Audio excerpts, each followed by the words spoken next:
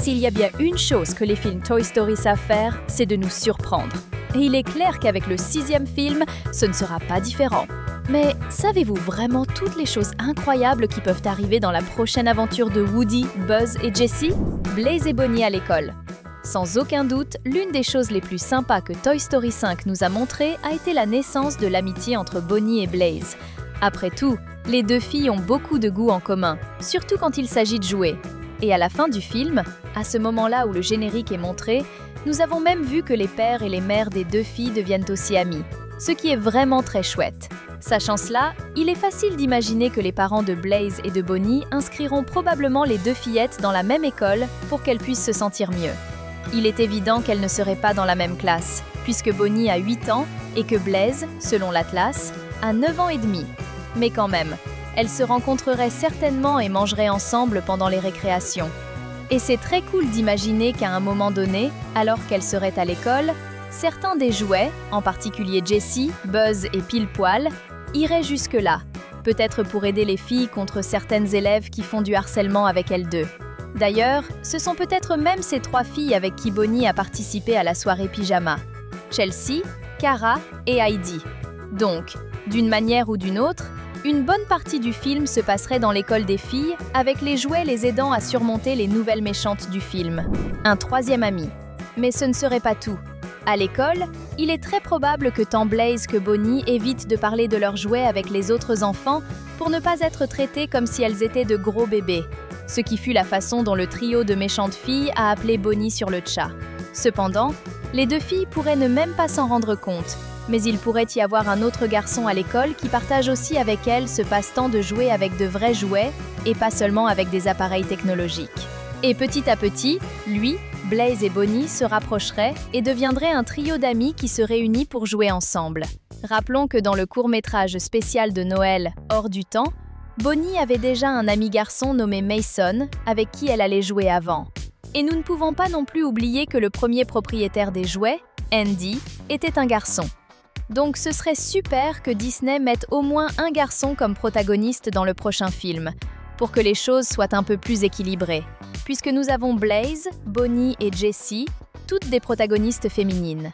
Bien sûr, nous avons aussi Woody et Buzz, mais ils n'ont de loin pas le même niveau de protagonisme que dans les 3 premiers films. C'est sûr que de voir un trio de protagonistes humains avec un trio de protagonistes jouets, ce serait quelque chose que j'adorerais voir dans le prochain Toy Story.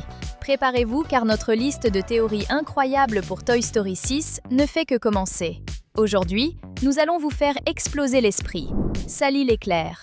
Nous savons que les figurines Buzz reçoivent constamment de nouvelles mises à jour, comme nous pouvons le remarquer dans l'armée de l'éclair qui apparaît dans Toy Story 5. Sérieusement, ils arrivent même à voler pour de vrai, contrairement au premier Buzz.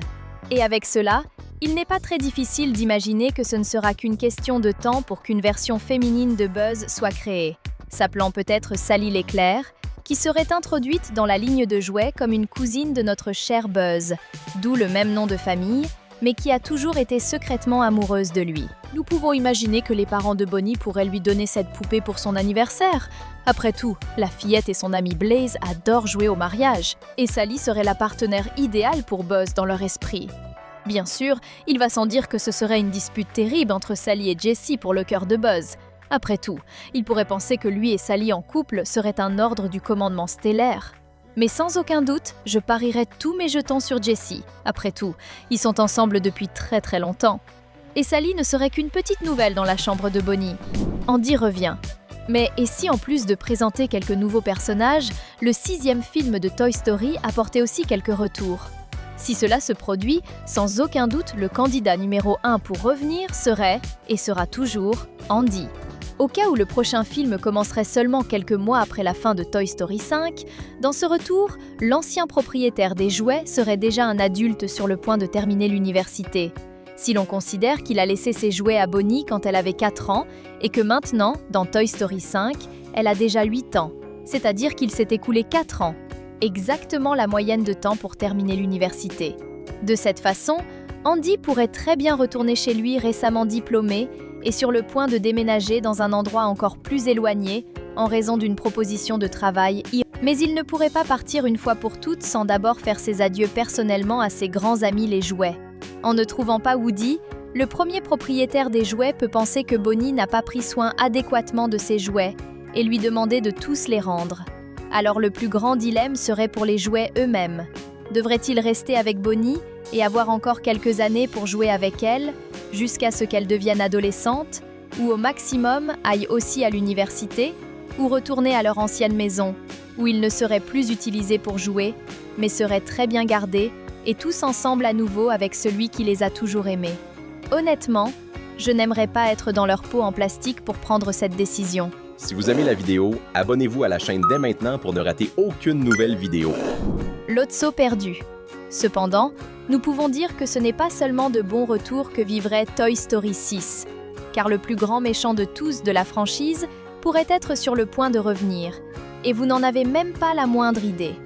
Comme nous l'avons dit, le 6e film peut commencer exactement là où le 5e film s'est arrêté. De cette façon, le début de l'histoire cette fois-ci pourrait être exactement avec Woody et la bergère, ainsi que Duke Kaboom, de retour à leur quartier général de sauvetage des jouets perdus. En arrivant là-bas, Woody pourrait avoir la surprise qu'un nouveau jouet soit maintenant avec le groupe.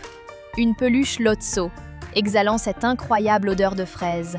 Et cela aurait tout son sens, puisqu'il aurait pu être secouru du camion poubelle dans lequel il est resté coincé à la fin du 3e film, pendant cette période où Woody est allé aider Buzz et Jessie. De plus, la bergère ne connaît pas Lotso, car dans Toy Story 3, elle ne faisait déjà plus partie du groupe des jouets. De cette façon, le méchant réussirait à extraire des informations sur la nouvelle vie de Woody et concocterait un plan pour vaincre notre shérif, sans que personne ne le sache.